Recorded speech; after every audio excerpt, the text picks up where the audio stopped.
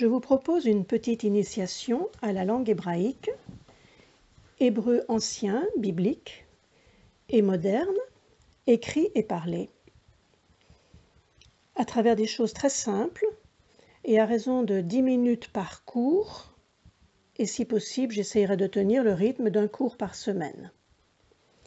Tout d'abord, il faut savoir que l'alphabet hébreu comporte 22 lettres et 27 signes. Pourquoi 27 signes? Parce qu'il y a 5 lettres qui, lorsqu'elles sont placées à la fin d'un mot, ne s'écrivent pas de la même manière. L'hébreu se lit de droite à gauche. De cette façon, il suit le mouvement du soleil qui se lève à l'est et qui se couche à l'ouest.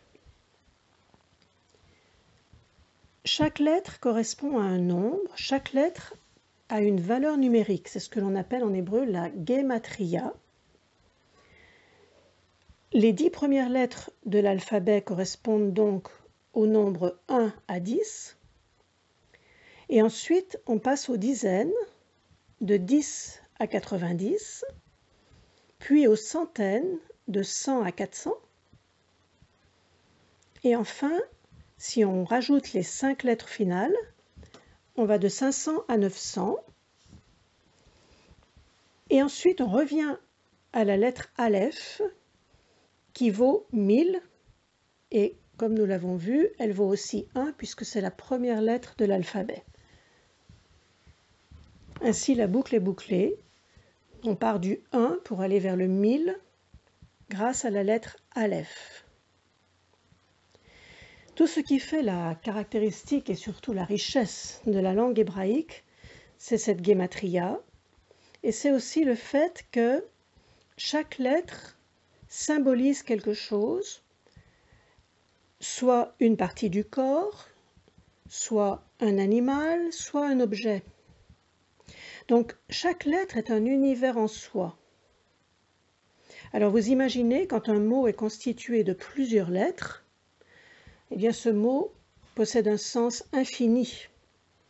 Et c'est tout ce secret de la langue hébraïque qu'il nous faudra étudier et essayer de décrypter à travers les textes.